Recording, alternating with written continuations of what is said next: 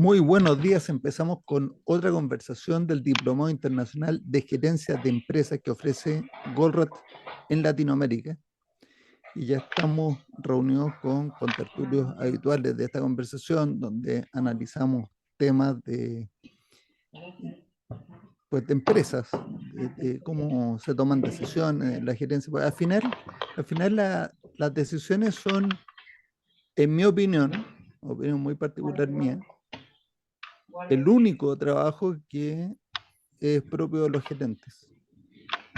O sea, si uno dice, defíname qué significa administrar empresas, y mi definición es una frase: tomar decisiones para lograr el propósito de la empresa.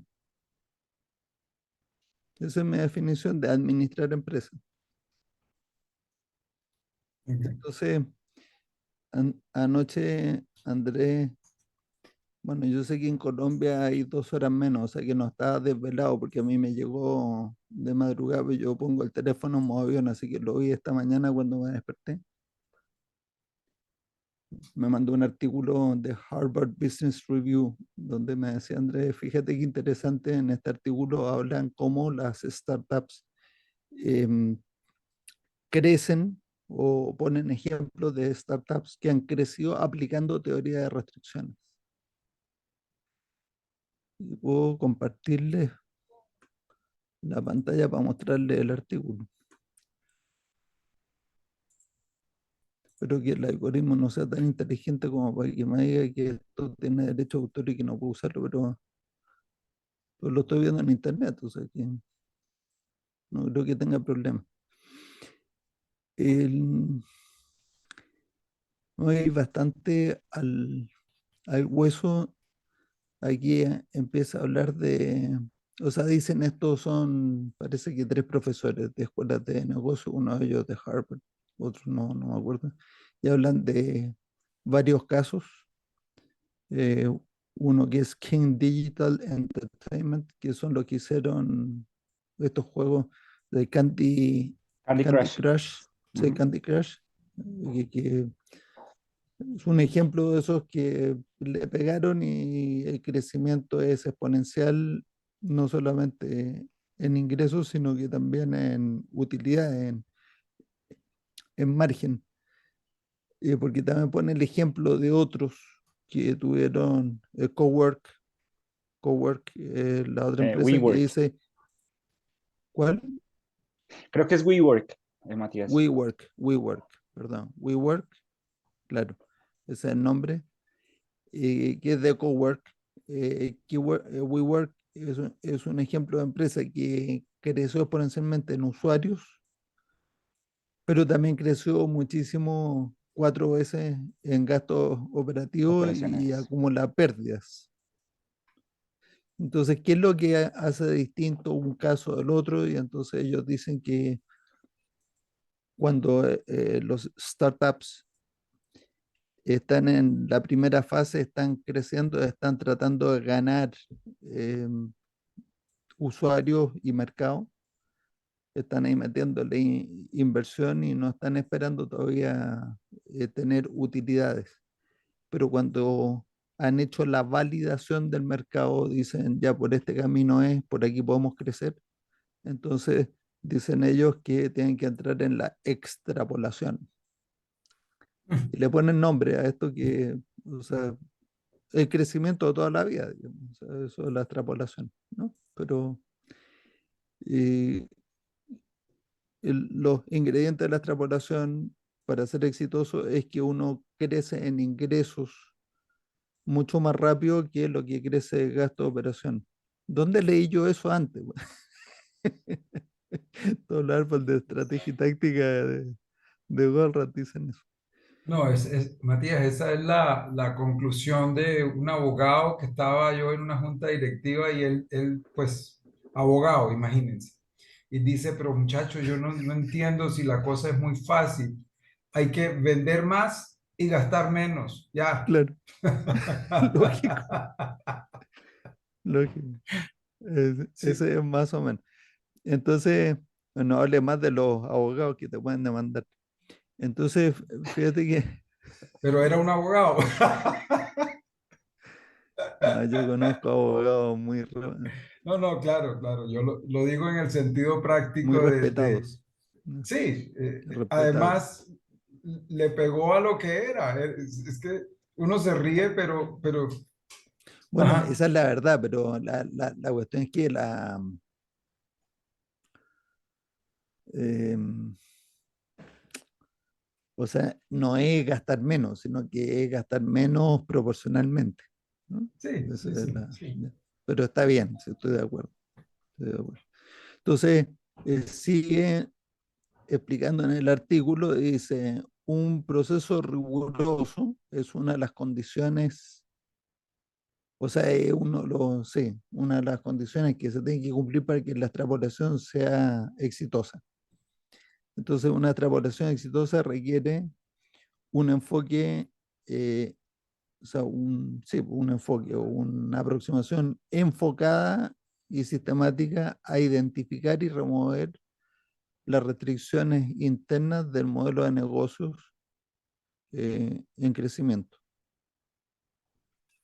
Y la teoría de restricciones, o sea, proceso de teoría de restricciones, que primero fue codificado por Elijah Hugo su libro, en su clásico libro La Meta. Entonces, todas estas frases a mí me sugieren pues cosas, o sea, reacciones de, bueno, si dice first, o sea, primero fue codificado, ¿dónde fue codificado por segunda vez? ¿Y por quién? No lo conozco. O sea, el autor de esta idea tan fundamental es identifique la restricción del sistema, desea cómo explotarla. Estos son los 5 pasos. Identifique la restricción, como se leen en la meta. Identifique la restricción del sistema. Decida cómo explotar la restricción del sistema. Subordine todo el sistema a la decisión anterior. Entonces, esos 3 pasos hacen que uno esté optimizando su sistema. Y después el cuarto y el quinto paso llevan al crecimiento. Eh, Cuarto paso, elevar la restricción. Y el quinto paso es, si en el paso anterior la restricción cambió de lugar, no se deje atrapar por la inercia, vuelva al paso número 1, o sea, identifique la restricción del sistema de Catón. Entonces, yo ya este primer párrafo me olió mal, todo mal. Pero bueno, entonces Un, después dice, un, un veamos cuáles son apunte los 5 pasos. ahí, ¿Eh? ok, No, dale, genial. dale, dale. Un tema ahí con lo que acabaste de decir que creo que va a volver a salir acá es la forma en la que realmente están verbalizados en la meta en sentido plural las Sí, restricciones. sí. Eso es importante recalcarlo porque todo el mundo dice, identifique la restricción del sistema. No, eso no es lo que dice. Lo que dice es identifique las restricciones del sistema, No, pero porque tampoco dice eso, Jorge, porque la S está entre paréntesis. por eso, pero en inglés eso es plural, es No, en inglés. es Entonces el el, tema es no sesgarse, no sesgarse a que, pues sí, al final debe haber una restricción porque si no el sistema tendría un resultado infinito, ¿sí? Al menos ya, una, ¿sí? estos minutos son súper como filosóficos y rigurosos en este tema de los 5 pasos, ¿cierto? Yo lo he pensado mucho eso y he llegado a la conclusión de que siempre es una sola la restricción. Pero cuando dice identifique la o las restricciones, porque eso es lo que significa ponerlo entre paréntesis, es abreviar en vez de poner la frase completa, la o las. En español también se hace lo mismo, uno pone restricción entre paréntesis una ES, y entonces te queda identifique la, entre paréntesis S, las, la o las, restricción o restricciones. Pero al final es una sola la que está dictando el flujo. Y yo, está bien, yo sé que recién hace 2 minutos dije la restricción. Cuando estoy haciendo los talleres y le estoy explicando a todo el mundo, lo digo exactamente así, la o las restricciones. Pero la verdad es Que, que a que, fin de cuentas es una sola en la práctica. Bueno. O sea, hay dos, mira, son tres restricciones en general, en macro. La atención gerencial es la restricción que hay que manejar porque es el tiempo disponible que uno tiene para tomar decisiones. Entonces, ¿qué decisiones tienen que tomar? Tienen que tomar decisiones respecto de las otras dos. Esos son como dos riendas que uno tiene para el caballo. Entonces, tiene la posibilidad de que la restricción sea interna, o sea, algún recurso dentro de la empresa que me impide vender más. O sea, tengo más demanda, pero no la puedo entregar porque tengo restricción interna. O la otra posibilidad es que sea externa a la organización. O sea, tengo menos demanda que capacidad para entregar cosas.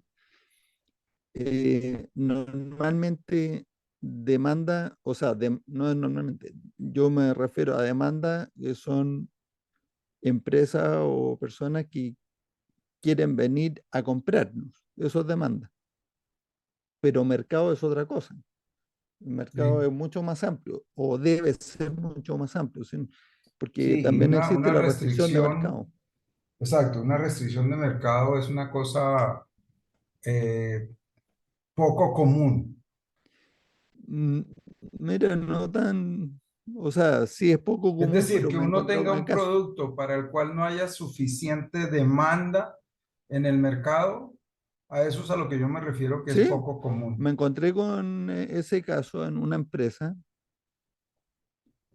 Perdón, yo hace no digo algunos que no años. existan, yo lo que digo es que es poco común, el No, yo caso sé, es bien raro. yo sé, pero para hacer la distinción, cuando uno dice la restricción de mercado, la mayoría de los expertos de restricciones te dicen la restricción de mercado identificándolo con la demanda, con la restricción de Sí, demanda. sí, sí, sí, estoy de acuerdo. Y yo digo que Hacen, la hacen restricción de ese mercado es match, otra cosa. La sí, es restricción de otra cosa. mercado es que no tiene suficiente mercado. Sí, o sea, vendo una cosa que solo dos personas están dispuestas a comprar, pero mi capacidad es para que la compren 1.000 personas. Eso es una demanda, una restricción de mercado. Absolutamente. Entonces, en el caso de esta empresa que te estoy contando, vamos a hacer esta digresión porque yo creo que es interesante el tema de la restricción de mercado para sacar otras conclusiones también. Esta empresa tenía ya como el 60% del mercado, Wow. bastante. Y una de sus metas era superar el 85% del mercado. Yo le dije, para empezar, de 60 a 85%, está bien, va a crecer cuánto, 20, 30%, no mucho lo que va a crecer. Es bastante, pero no un crecimiento exponencial. Eh, hay que pensar en otras cosas. Pero además de eso, cuando uno ya tiene mucha participación de mercado, si sigue creciendo, ¿sabes lo que también crece? El riesgo. Porque en un mercado uno tiene una población que se distribuye normal como cualquier otra población. O sea, si tiene un canasto de manzanas, tiene las manzanas podridas, las manzanas extraordinarias y las del medio. Tiene una población, se va a mirar en una población cualquiera, niveles de educación, están los que tienen postdoctorado, están los que no tienen ninguna educación y están los del medio, que fueron al colegio, tienen alguna educación. En todos lados, en toda población hay una distribución.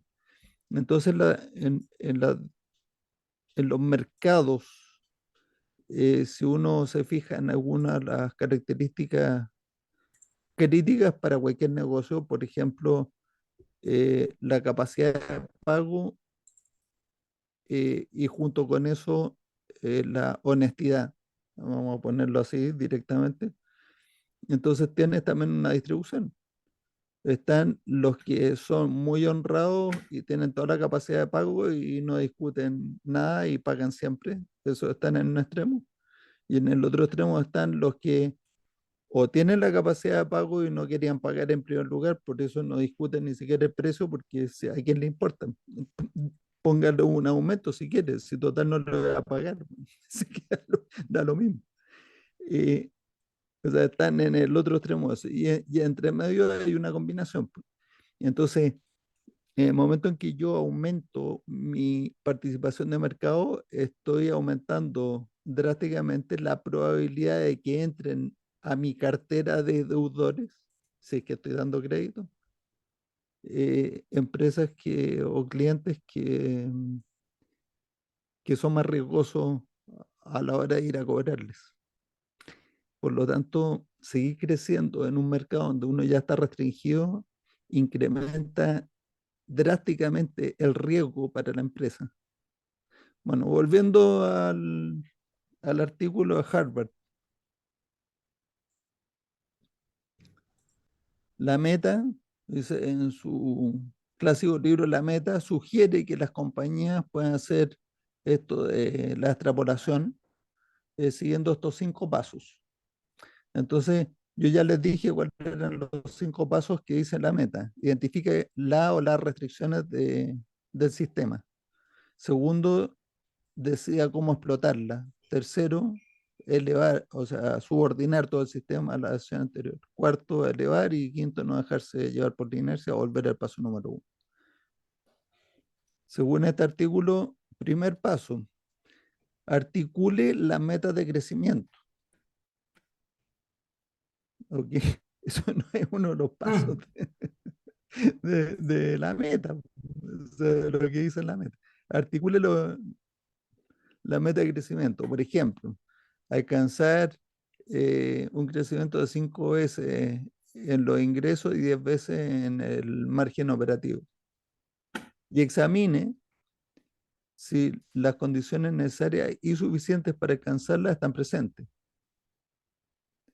Estas metas seleccionadas pueden influir en parte, o sea, pueden estar influidas en parte por el mercado y la realidad del modelo de negocio, y en parte por los niveles de ambición que tengan los fundadores. Entonces, primer párrafo, que se supone que debería decir algo como identificar las restricciones del sistema, dice una cuestión que a mí, o sea, abre muchas puertas por donde uno puede Creo que lo entrar movieron al libremente y tercero. se pierde en el bosque, pues. ¿Cómo? Creo que lo movieron al tercero, Matías. Dice, identifique las restricciones del modelo de Estoy, negocio. estoy, estoy de acuerdo. Estoy de acuerdo que lo movieron al tercero, pero ese no es el tercer paso. El tercer paso es subordinar. En ningún caso dice subordinar. Aquí dice definir, el segundo paso, definir los supuestos críticos. En el cuarto paso, eh, desarrollar o sea, maneras de remediar las restricciones que encontraste en el tercer paso. Y en el cuarto paso, por fin, sí vuelva al paso, no sé a qué paso, vuelva al paso 3 en este caso, porque siga buscando restricciones. O sea, mi comentario, más que Una en... pregunta de lo que dice el primer punto. sí, ¿No estaría ahí hablando de como un pronóstico que según Eli Yarenheim lo que tenemos que hacer es uno optimista y pesimista y, digamos, analizar qué va a pasar en el futuro con lo que serían los niveles de inventario y los niveles de capacidad, si estamos, digamos, si tenemos, dónde va a caer la restricción si tenemos ese pronóstico de venta, porque estamos hablando de una startup, ¿no? Hoy día, quizá con el nivel de ventas que tengo, no tengo una restricción interna. Y me parece que, a ver, interpreto eso yo, que están tratando de ver, bueno, si vamos a tener una startup y tenemos que invertir, ¿a dónde invertimos? Me parece que ese sería, digamos, un sentido común. Tú eres muy generoso, Daniel, porque estás tratando de interpretar esto como para no decir esto de Harvard Business Review o no leyeron la meta o están tergiversando lo que dice la meta, porque eso es lo que estoy diciendo yo. Sí, O no la exactamente. leyeron o la leyeron y no entendieron lo que leyeron, que también es una posibilidad. En Chile está lleno de eso, que no Yo entienden lo que creo leyeron. que para aportar en esta discusión que todos los días nos encontramos con artículos, algunos tergiversados, algunos otros acertados. Eh, yo particularmente, cuando veo que la cosa se desvía de la línea central, sigo leyendo para tratar de entender a qué van a llegar, a qué concluyen, ¿sí? No, Pero digamos, para efecto de nuestro aprendizaje de mejoramiento continuo del entendimiento mismo de TOC, ese terreno, con el debido respeto, para mí es estéril. Es estéril porque pues siempre habrán detractores, siempre habrá alguien que dice que eso de TOC es una secta o que, bueno, en fin, todos pero o sea, a mí no me importa eso, Jorge. ¿A quién le No, importa eso? no, ¿A ti te pero a lo que importa? voy es algo fundamental, Matías. Eh, en el fondo, lo que hay detrás de ese artículo es cuál es la estrategia para una compañía, ¿sí? ¿Cuál es la estorategia para crecer y demás? Y se Estoy de me acuerdo. vino a la mente algo que está, no sé si aquí ven, Sí, desde el programa satélite de Goldratt, ¿no? Los que pudieran haberlo visto, porque esto ya es del año 99. 99, perdón. El tema es este. No sé si Sí, alcanzan a ver ahí. no. O sea, Esta es la nube que Eli sugiere que es la nube de la sesión de estrategia, sí. ¿sí? En donde están presentes los tres, yo llamo los tres poderes supremos de la compañía, que es futuro para los empleados, futuro próspero, por supuesto, para Y los accionistas. presente también, ¿eh? Presente y Sí, sí, futuro. sí, presente y futuro. Es decir, es construir una compañía ever flourishing, lo que eso signifique, porque a veces eso tiene, O sea, es mire, decir, es hacerle caso a Frederick Taylor, que escribió en 1911 y que en la edición de 1919, que es póstuma, dice exactamente eso en los tres primeros párrafos sí, del libro. y a lo que yo quiero ir esta es la definición, pues no se ve muy claro ahí, Espera, voy a pero ponerlo están en presentes la gente aquí, la gente, o sea, darle satisfacción hoy y en el futuro a la gente, darle satisfacción hoy y en el futuro a los accionista. accionistas y darle satisfacción y hoy en el futuro a el sistema. O sea, el sistema tiene que crecer. A Lo lo que que pasa voy es a lo que voy una es de a las que, condiciones necesarias era los clientes. exacto, o sea, a lo que voy es que, y dice algo que justo en estos días escuché, algo me pareció relevante en relación con eso que estamos hablando, es que ese tema, y lo ata a este tema que lo titulan distinto de pronto, que es los océanos azules, ¿sí?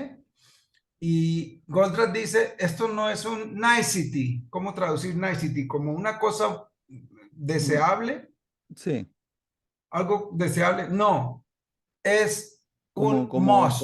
una cerecita para Sí, el pastel. eso no es nicety, es un must para lograr una compañía ever flourishing. Entonces, y de ahí deriva lo que él dice en la sesión, el árbol más concreto que hubiera escrito hasta ese entonces en tres paginitas. Y lo que dice abajo, la acción, se los voy a decir, se los voy a leer en el paso 100 aquí. Y si no tienen esto, pues igual esto está escrito en miles de libros. Yo inclusive los tengo escrito en varias presentaciones. Esto de aquí, la acción de abajo en este árbol de transición dice, 100. La acción introduce, perdón, la compañía introduce en su oferta modificaciones que incrementan notablemente la percepción de valor de un mercado de buen tamaño. Esa es la Sí. base de la estrategia. Eso es la definición igual de un mercado azul, de un océano azul. Y Y él luego viene dice, la 120, que, no, ya o voy para allá. Sí, 140, sí. entonces, el punto de partida es, esto no es una cosita deseable. No. Esta es la responsabilidad de los gerentes. Pero Jorge, o sea, eso que acabas de leer tú, ¿no es la misma conclusión de cualquier curso introductorio de marketing o de estrategia? Sí, sí, sí. Diferenciación, A lo que voy es diferenciación. que, No, bueno, y eso es como un árbol que hace así, para mi gusto, hace como así, y se va al infinito por muchas técnicas, teorías, marketing digital, marketing de lo que sea, no sé, o materiales POP o pero todas las siglas que nos eso por gustan. la definición que uno haga de diferenciación también. O sea Sí, que, entonces, inclusive últimamente observo yo una gran tendencia en mercadeo que diferenciación no significa nuevos productos. Eso es de hecho, lo que nos sugiere TOC en un principio es con lo que tiene, ¿qué más puede lograr? Que es explotar, es el paso, antes de meterle más plata al sistema, con los recursos que tiene, con los productos que tiene, ¿cómo puede lograr más throughput al final del día? ¿Ya? Entonces, eso lo alinea uno. Matías decía que las siguientes acciones, por supuesto, van encaminando el tema. No sé si todos conocen este arbolito de tres no, páginas. yo creo que va a haber que hacer una sesión especial para refrescarlo, Sí, igual. porque Yo creo que poca esto es el gente se acuerda. corazón, este es el corazón de la estrategia de TOC desde antes hasta ahora, porque al final del día lo que dice es, usted tiene que tener la curva roja, ¿sí? Porque esto le garantiza la curva roja, que es la del crecimiento, Ujú.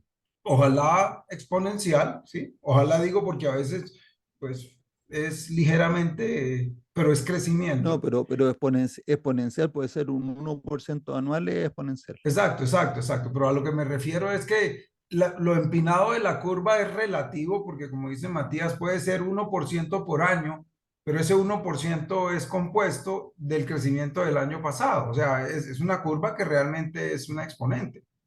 Y la otra cosa que para mi gusto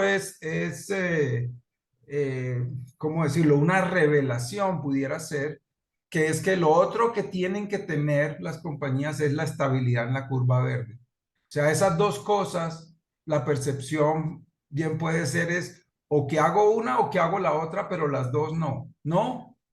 Entonces, lograr esas dos curvas es la esencia de una buena estrategia, pudiéramos decir, No, de hecho, parafraseando la curva verde lo, cuando la aplica hacia el final, no el año 99, sino que pues después del 2007, 2008, en esos programas que hizo, que se llamaban los webcasts, ¿te acuerdas? Que era Ujú, para ujú. administración de proyectos, Sí, y ahí explicó la curva verde de nuevo Eli.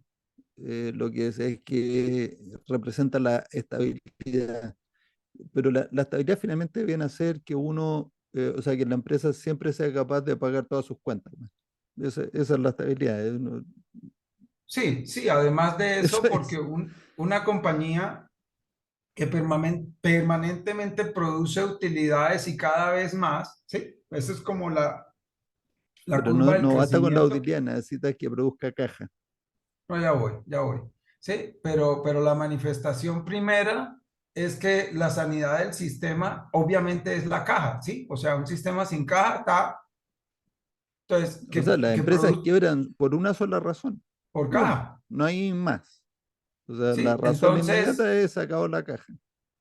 Entonces el tema tiene que ver con que ese chip de lograr el crecimiento en la curva roja o estar en un océano azul o poder cambiar de un océano azul, porque además en el árbol ese también, que estoy de acuerdo con Matías, pudiéramos dedicarle una sesión porque eso es fundamental, me parece a mí, que dice que la compañía cambia de enfoques dependiendo de la rentabilidad de los mercados.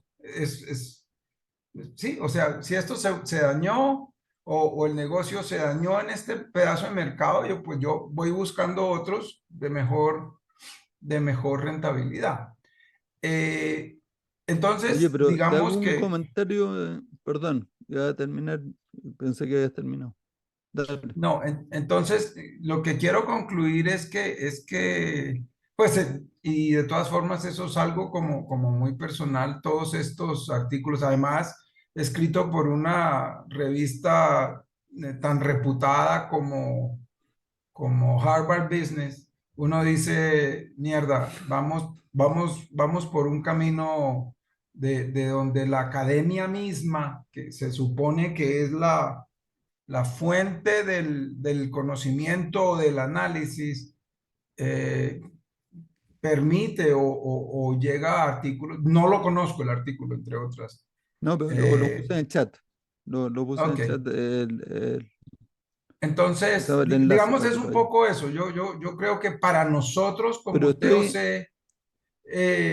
entender y mejorar nuestro entendimiento de TOC, que creo en el fondo, nuestro entendimiento o las aplicaciones o cómo se utiliza simple, que al parecer pudiera ser muy bien como el objetivo de este estilo de grupos, eh, pues,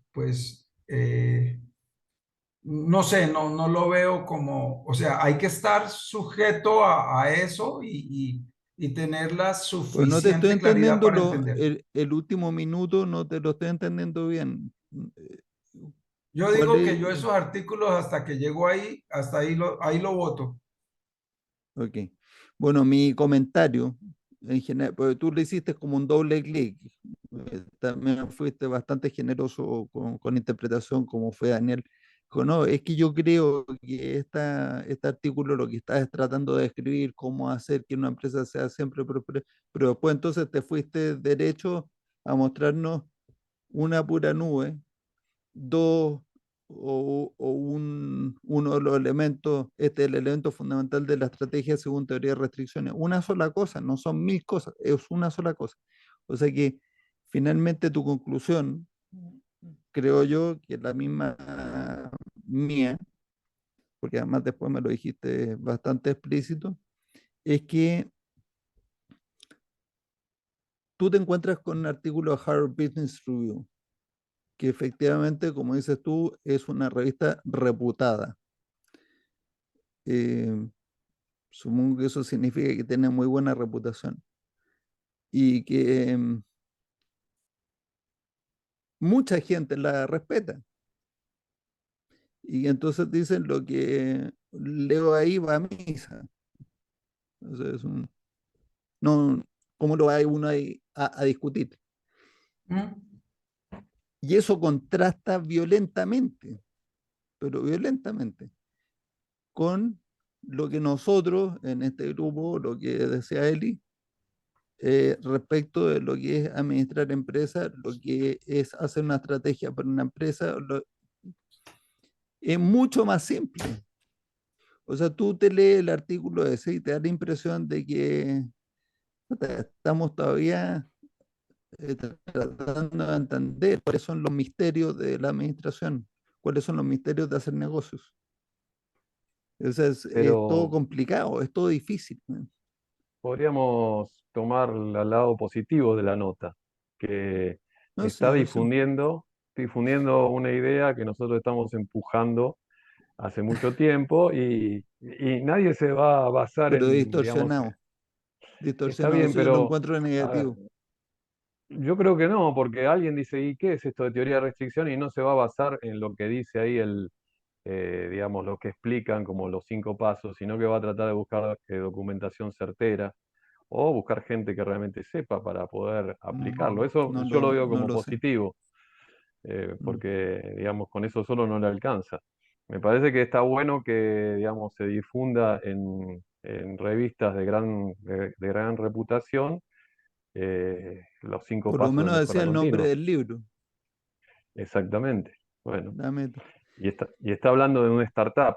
Yo creo que mira, si me dejas un minutito, el otro día, No, bueno, otro todo lo día que no, quieras. hace tiempo, vi un reportaje de alguien que me parece que como startup es un caso de éxito, que es Amazon. Y Jeff Bezos contaba que en el año 2000, cuando él había empezado en 94, 95, entonces estaba en pleno crecimiento, pero en el año 2000, si ustedes recuerdan, explotó la burbuja de las .com, se cayeron todas. Y él contaba que sus acciones cayeron de 113 a $6, ¿eh? O sea, una caída espectacular. Y la diferencia que él tomó, digamos, todos los demás siguieron con la metodología clásica. Me quedé sin inversiones o me quedé sin, digamos, capacidad de inversión, entonces me achico. Empezaron a gastar menos y él decía, y yo veía que todos mis indicadores de mi sistema iban para arriba. Entonces seguí apostando a eso y me quedé solo. O sea, un poco lo que siempre decimos, no mirar cómo no gastar, sino como lo que tengo, hacer para que generar lo máximo posible. Y me parece que esa es una visión sistémica bastante importante de alguien que tuvo éxito en una startup, ¿no? Yo vi otro video de Jeff Bezos. Esto es ya anécdota. O sea, estoy de acuerdo contigo, Daniel, pero fíjate que comentando un poco sobre eso que acabas de decir tú, tú tienes una empresa que está abierta a la bolsa porque tiene precios de acción y su capitalización bursátil se cae un 90% de un solo golpe y estás apalancado con deuda, quiebras. Mm. Entonces, una de las claves de eso es que las .com tenían como un apalancamiento máximo como el 5%, porque no podían, o sea, tenía que ser todo capital. Y eso es lo que hizo, o sea, permitió que sobreviviera Amazon, porque si no habría sido capaz. Y una cosa similar también desde el punto de vista financiero para defenderse de las tomas hostiles, Microsoft mantuvo 20.000 millones de dólares en caja, en dinero, durante muchos años.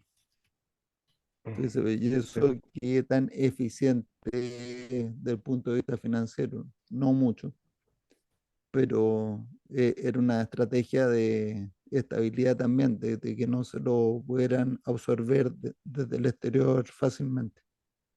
¿Y no sería como un buffer de efectivo eso? Sí, pero es un escudo, no Mm. el buffer de efectivo para poder Para pagar todas las gastarlo. cuentas, sino que también para defenderse contra eh, invasores externos que tratan de acaparar acciones. No, pero la anécdota de ese Jeff Bezos, que de las primeras cosas que había hecho, o sea, de las primeras compras, le había llegado un pedido de Europa del Este, era un país así como Bulgaria o Hungría o por ahí. Y entonces le dice, pero ¿y cómo me va a pagar? O sea, no puedo hacer transferencia electrónica, no tiene tarjeta de crédito, ¿cómo me va a pagar? Dice que le llegó por correo un sobre donde adentro venía otro sobre que era el sobre de un floppy disk de esos de 5 1/4, que decía en la tapa del sobre, decía, adentro de este sobre van $200 en palabras, sin ningún número. Este es el pago por la compra. No se preocupen que en las aduanas de mi país revisan todos los sobres que salen, pero no saben inglés. Entonces, dice que recibió el sobre con los $200, lo sacó y le envió las cosas que le habían comprado. Yo lo encontré muy graciosa la historia. Bueno, Sí, pero si toda mi conclusión respecto de todo esto que estamos conversando es que en la medida que tergiversen el mensaje, hace falta gente, que es un porcentaje muy pequeño de la población, que diga, a ver, aquí en el artículo de Harvard Business Review dice, libro La Meta, y dice, estos son los 5 pasos. Y esa es su fuente de información. Un porcentaje muy pequeño va a ir a verificar el libro La Meta y va a verificar si lo que dice en el artículo coincide con lo que dice la teoría de restricción. El otro 99%, tú le vas a preguntar, ¿tú sabes algo de teoría de restricción? Sí, leí un artículo de Harvard Business Review acerca de startups. Y sí, ¿qué dice? No, dice esto. Entonces, el paso número 1 es lo que decía ahí, no me acuerdo. Fijarse en los factores críticos, ese era Identificar el las paso metas de número la 2. empresa, algo así era. Eso, revisarlo, ya. Lo que sea, pero yo no me lo aprendí porque no es, pues, no es. Entonces, tú le dices, pero esos no son los 5 pasos de teoría de restricción. Sí, sí son. Dice, pero ¿por qué dices tú que son? Dice, porque eso es lo que dice el artículo de Harvard Business Review. ¿Tú sabes más que Harvard Business Review? Uno dice, sí, yo sé más. en esto Eso es sí. si se encuentra con alguien para discutirle. Pero si Sí. no, incluso pueden, acuérdate de mí, de pronto te vas a encontrar con algún conferencista que va a citar ese artículo para decir cuáles son los 5 pasos según Goldratt. Bueno. No. Entonces, eso es pura distorsión, pura confusión y puro retraso en la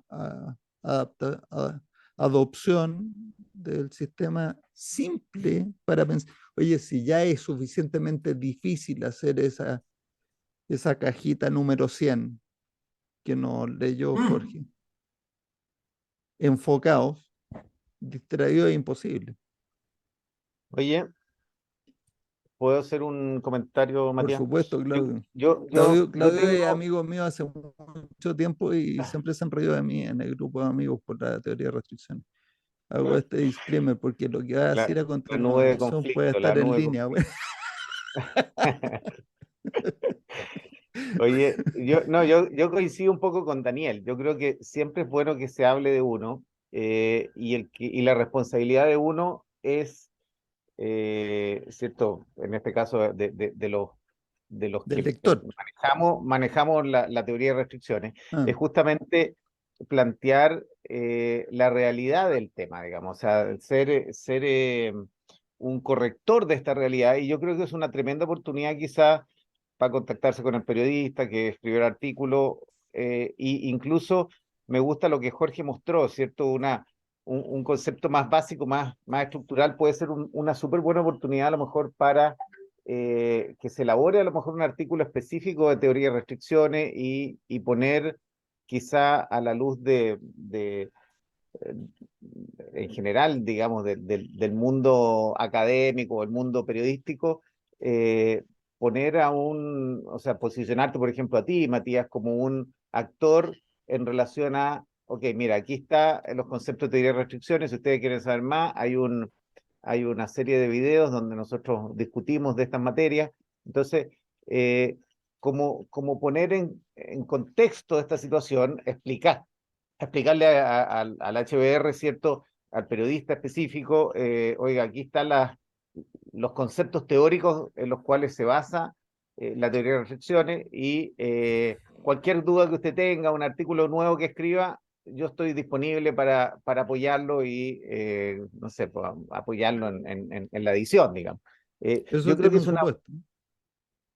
O sí, sea, tiene una está serie, bien. oye, tiene una serie de supuestos, pero lo que uno no puede dejar de hacer es intervenir en una situación así cuando uno se da cuenta que no hay una, ¿cómo te diría?, estrictez en relación a la teoría de restricción en sí misma, digamos. Entonces, eh, yo tengo la sensación que es una oportunidad interesante para aprovecharla, no solo en la corrección, sino en el dar a luz quiénes son los actores relevantes de esa teoría en la continuidad, ¿cierto? Y esto es o sea, yo lo aprovecharía como oportunidad, ¿ah? A mí me parece bueno. No, Es bueno puede que se ser, hable de pero esto. entonces la sugerencia concreta es entrar al sitio, al enlace, registrarse para hacer un comentario y en el comentario ser, o sea, abrir el debate y ser crítico. Claro, Yo no sé qué ojo, destino tenga eso. ir a la fuente, digamos, o sea, que ellos consideren entonces ahora esta instancia o No X son instancia, periodistas, digamos, por si acaso. No, o sea, los que escriben no son periodistas, son profesores de escuelas de negocios. ya, Y lo que fantástico, tú me estás fantástico. sugiriendo hacer, ya lo hizo él en su momento. De hecho, los profesores Norton y Kaplan eh, aceptaron, accedieron a tener debates públicos respecto de la contabilidad de costos con Eric Goldberg. Después del segundo debate, que además en esa época Eli, que era mucho más joven y un poquito más impulsivo y israelita, levantaba la voz. Entonces, siempre levantó un poco la voz, pero en esa época era un poquito más fuerte. No duraron mucho esos debates, no iban o sea, no iban por muy buen camino. Entonces, uno de los profesores, yo nunca me acuerdo cuál es cuál, si Norton o Kaplan. Uno, después de esos debates, dijo, Eli Gorra tiene razón, man. Yo estaba Kaplan. equivocado. Y escribió después un libro diciendo, no me acuerdo cómo es que se titula, si no me acuerdo cuál es el profesor, pero Kaplan, Creo que decía es el una Kaplan. cosa libro no así, era Cost and Effect, el costo y el efecto, en cost lugar and effect de alguno de estos profesores, ¿no? De Kaplan creo Ah, que de era. Kaplan, o sea, Kaplan, Sí. Norton fue el que se empecinó y Kaplan fue el que recapacitó, pero en el Sí. fondo decía la irrelevancia de la contabilidad de costo, algo así, un libro con un título parecido a ese. Y el otro, que se Se llama, empecinó, dijo, no, Matías, esta cosa, el libro se yo he llama The Rise construido and mi Fall, prestigio sobre esto. ¿Qué? el libro se llama The Rise and Fall of Cost Accounting. Exacto. ¿Y de quién es? ¿De Kaplan?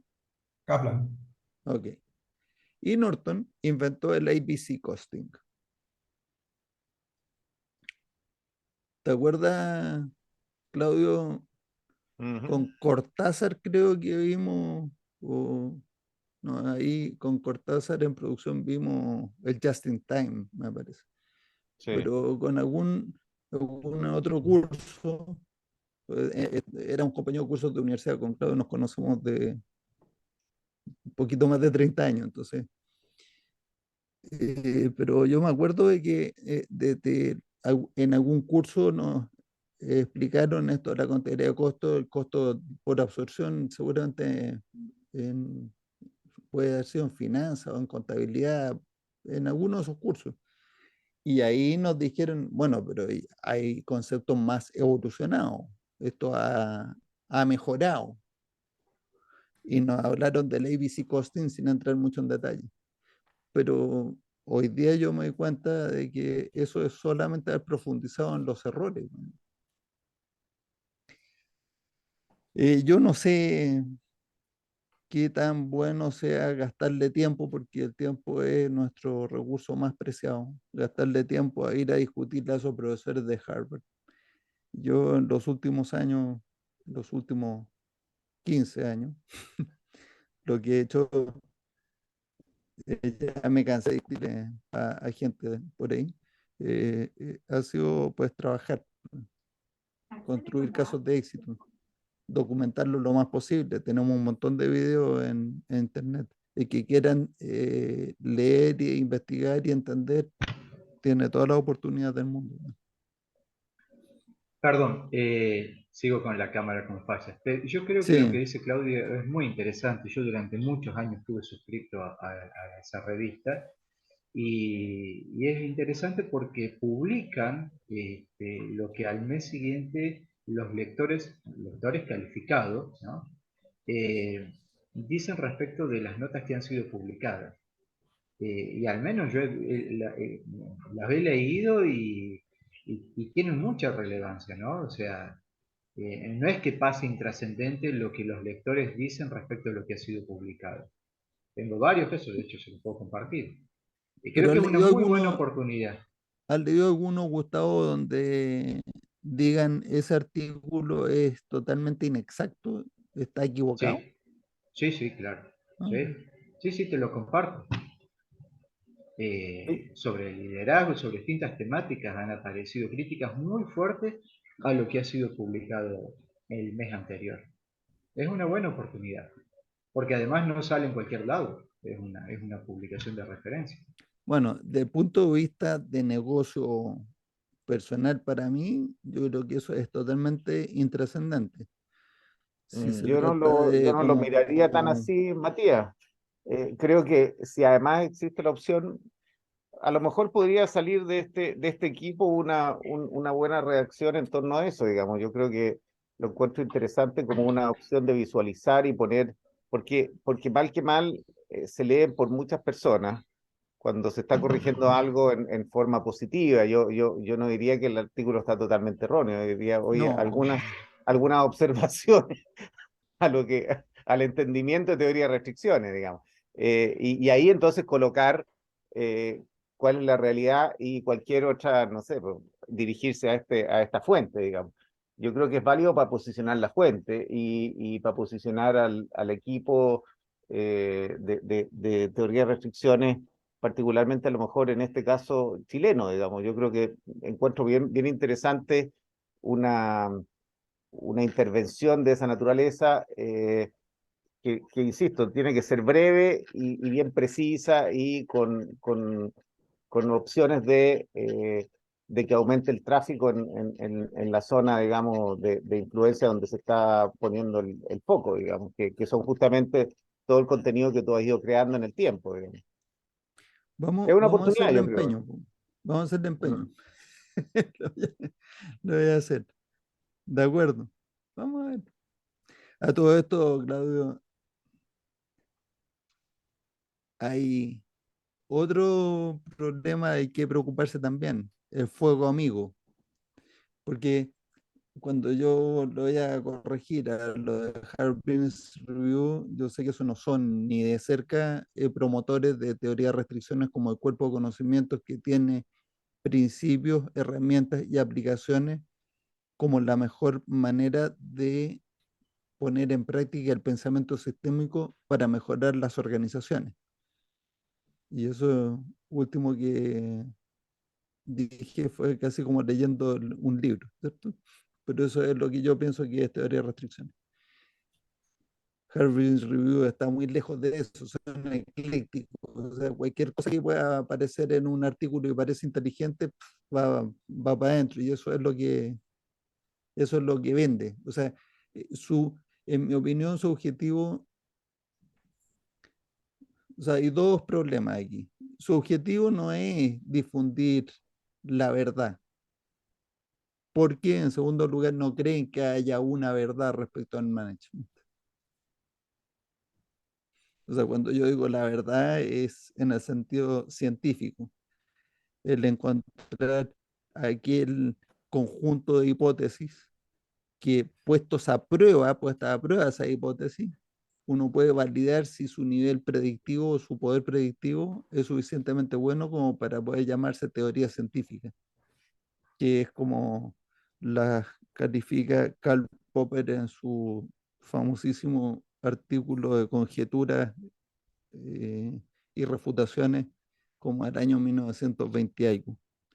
Ahora, también en filosofía de la ciencia están los detractores de Popper, pero yo soy detractor de los detractores de Popper, pero ya a mí me parece que lo que es del sentido común es que si tú haces una teoría científica, o sea, la postula y no está abierta a la refutación, sé de qué me estaba hablando. No tengo idea de qué me estaba hablando.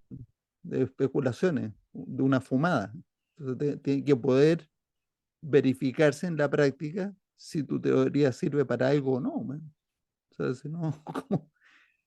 El psicoanálisis es justamente una de esas teorías que no está abierta a la refutación. Y es uno de los ejemplos que pone en su artículo de Karl Popper explicando esto. Bueno, le vamos a tirar ahí una fichita a comentar eso. Termino con una cosa que le dije ayer a un grupo. Es una empresa pues, grande, en realidad es bastante grande. Le dije, miren, repitiendo o citando a Peter Drucker, hacer, ¿cómo es la frase que pusimos en nuestro taller, Claudio, te acuerdas? Hacer eficientemente, no hay peor pérdida de tiempo que hacer eficientemente lo que no debe ser hecho. También creo que Peter Drucker decía otra cosa y se lo escuché al doctor Russell Lakoff. Es hacer las cosas correctas, más o menos bien o mal, es por lejos mucho mejor que hacer las cosas incorrectas perfectamente bien. De hecho, hacer las cosas incorrectas muy, muy bien lleva a peores resultados. Y ya hemos mostrado ejemplos de eso que están a la vista de todo el mundo. Por ejemplo, el Empire State que se construyó en menos de 2 años y costó 600 millones de dólares de hoy, pues costó 40 millones de dólares, pero actualizados son 600 millones de hoy, o de la fecha en que 2007, 2012, por ahí.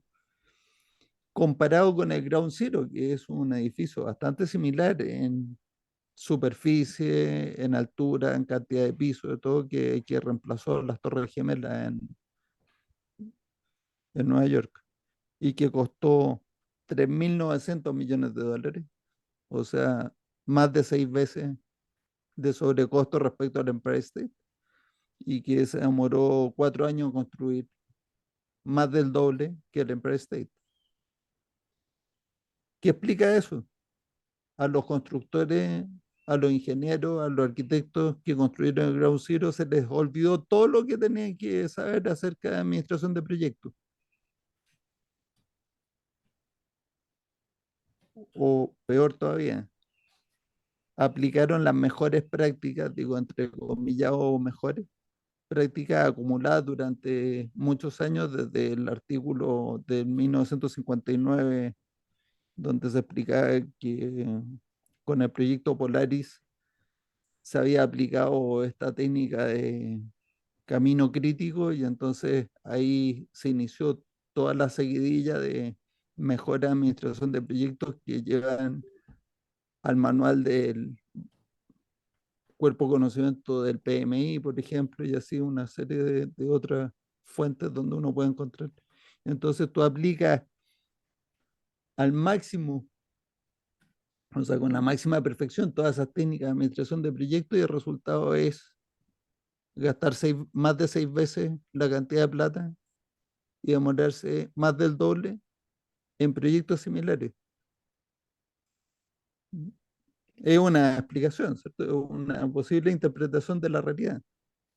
Otra interpretación es que el año cuando se construyó el Ground Zero, el tráfico de Nueva York era mucho más infernal que en 1930 y entonces por los camiones no llegaban a tiempo y por eso se demoraron 4 veces, o sea, 4 años en vez de 2 años.